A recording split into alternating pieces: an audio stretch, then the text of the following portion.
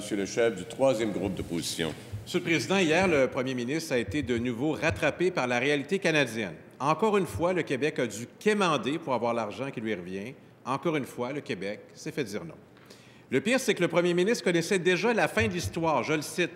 « Je ne pensais pas qu'on serait capable d'avoir un chèque de 28 milliards par année aujourd'hui, mais là, qu'on ne veuille même pas, à court terme, avoir une deuxième rencontre et qu'on nous dise que c'est prématuré d'avoir ce genre de discussion, c'est décevant et c'est un rendez-vous manqué. » Je l'ai trouvé plutôt modéré dans sa réaction.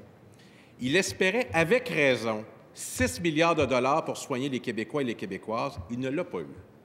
La réalité, c'est que le Canada ne changera pas pour le Québec. Quand on lui demande ce qu'il compte faire après cette fête dire non, le premier ministre lui répond « Je vais aller jusqu'au bout ». Ma question au président du Conseil de la Fédération canadienne et premier ministre, c'est quoi le bout, puis qu'est-ce qu'il y a après? Monsieur le premier ministre. Monsieur le Président, le chef parlementaire du troisième groupe d'opposition nous dit « pour le Québec ». Or, ce n'est pas un problème qui est unique au Québec. C'est un problème qu'on vit dans chaque province. Puis même, je dirais, si on regarde l'Ontario, toute proportion gardée, le déficit est beaucoup plus important. Pourquoi il y a un problème? Bien, deux raisons. Il y a une dépense qui s'appelle la santé, qui augmente de 5 par année. Puis quand on regarde les revenus du gouvernement fédéral augmentent de 3,9 par année, puis les revenus des provinces et territoires augmentent de 3,2 par année. Donc, c'est tout à fait raisonnable de demander une plus grande contribution au gouvernement fédéral. Ce n'est pas une chicane Québec-Ottawa, c'est un débat entre les provinces et le gouvernement fédéral pour que le gouvernement fédéral fasse sa part. Première complémentaire, Monsieur le chef du troisième groupe d'opposition. Monsieur le Président, moi, je ne travaille pas pour Terre-Neuve ou le Manitoba. C'est pour le Québec. C'est ça qui m'importe. Ce n'est pas l'unité canadienne, c'est ce que ça rapporte aux Québécois.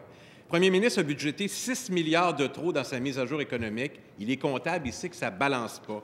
Est-ce que le premier ministre peut nous informer ce qu'il va donner comme indication à son ministre des Finances pour qu'il refasse sa mise à jour économique et que ça nous donne un portrait réel des finances et de ce qui s'en vient pour les services sociaux québécois? Monsieur le premier ministre. Monsieur le Président, le ministre des Finances a été très clair. Il a même déposé des prévisions sur 3 ans.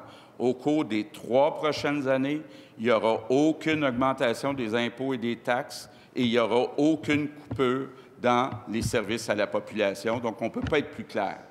Deuxième complémentaire, Monsieur le chef du troisième groupe d'opposition. Président, le programme de la CAQ était très clair. C'était des gains face à Ottawa, un projet ancré dans le réel, des gains concrets. On va faire des gains, des gros gains.